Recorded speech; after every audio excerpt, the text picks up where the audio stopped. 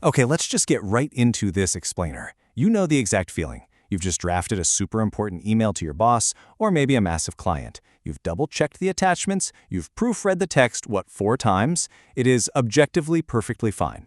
You confidently move your mouse, you click send, and in that precise fraction of a second, your stomach drops, your heart rate spikes, and you immediately assume you have just ruined your entire life.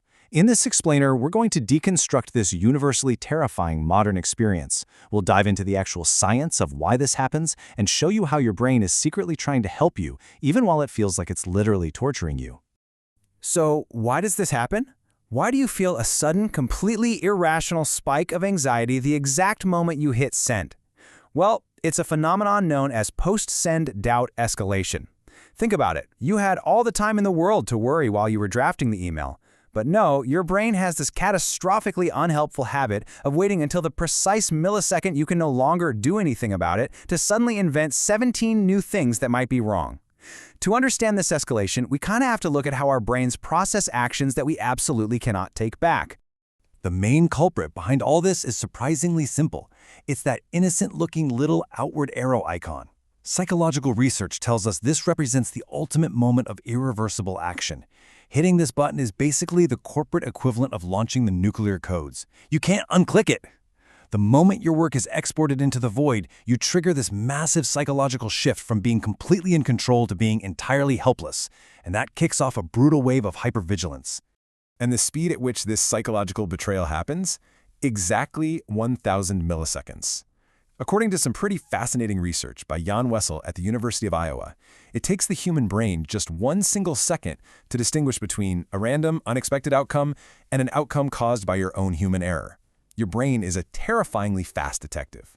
The second that email leaves your outbox, your lightning-fast brain is already running a background diagnostic to see if you messed up.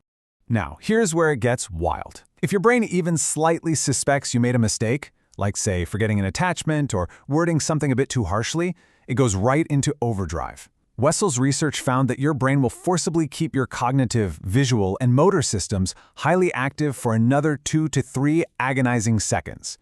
Your brain literally paralyzes you. It forces you to stare blankly at the screen, cataloging everything about the moment. It is your body's evolutionary way of screaming, "Okay, let's not do this again." Biologically speaking, this freakout is actually highly measurable. If we look at the error-related negativity, or ERN, tracked in a University of Colorado Boulder study, there are these sharp red peaks that happen when you make a mistake. What's happening is a sharp drop in dopamine in your anterior cingulate cortex. Dopamine makes you feel good, right? So when your brain suddenly drops your dopamine levels, you feel that sudden, nauseating plunge in your stomach. It is your brain chemically punishing you so that you learn to avoid these negative events in the future. And this biological reaction creates a massive psychological whiplash. Researchers call this the ACDC model, ambivalent choice and dissonant commitment. Before sending, you're chilling in the ambivalent choice phase. You have a very comfortable level of control, you are weighing your words, adjusting the tone. But the exact millisecond you click send, bam, you cross the threshold into dissonant commitment.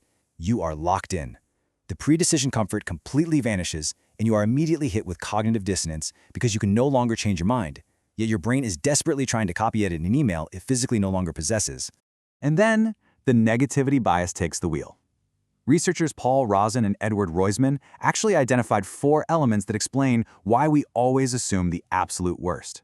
Negative potency means bad things just stick out more. Steeper negative gradients mean your dread skyrockets way faster than your hope.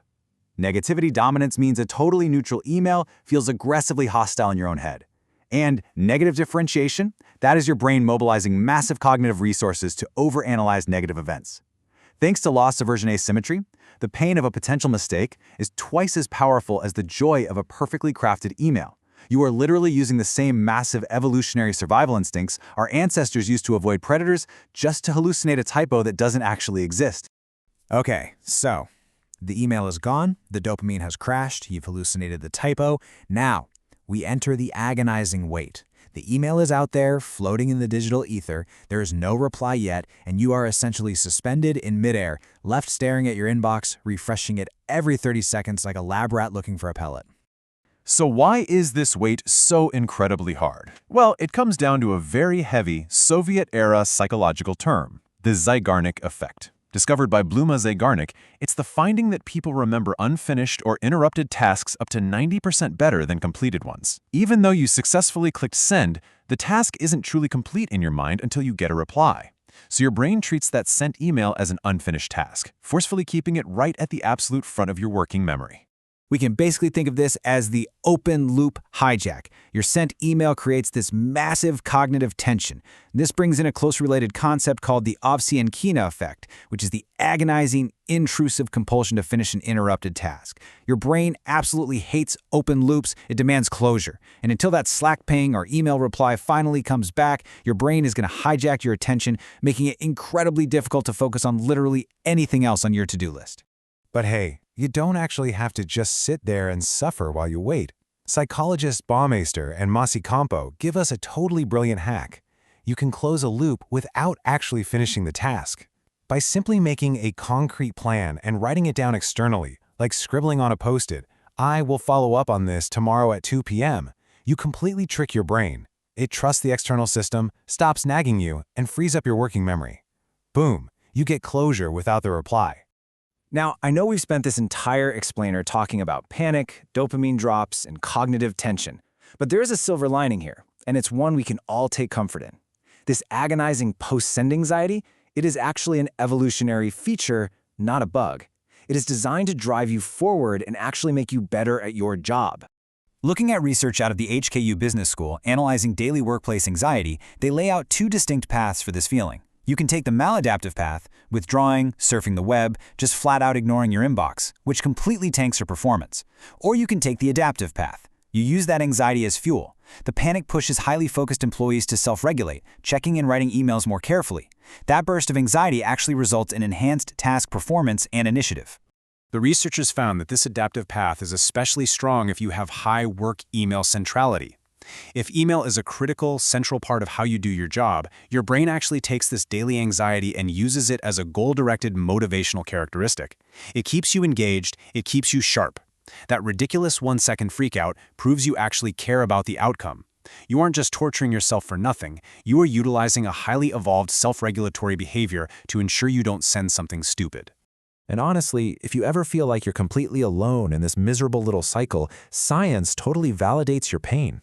An archive paper analyzed the emotions of cognitive dissonance, like what you feel when you send a risky email, using the circumplex model of affect. They confirmed that holding these conflicting motivations causes a state of high arousal and low pleasantness. In plain English, the intense stress you feel is a scientifically measurable, highly documented state of being absolutely miserable, but entirely normal. So, to bring it all together, that catastrophically unhelpful 1,000 millisecond freakout is just your brain doing its job. It drops your dopamine to teach you a lesson, opens a cognitive loop to keep you focused, and uses the resulting anxiety to drive your future performance. It's a survival mechanism perfectly adapted for the corporate inbox. So I'll leave you with this. Next time you hit send and feel that inevitable spike of panic, will you let it paralyze you or will you use it to power your next move? Think about it, and we'll see you in the next explainer.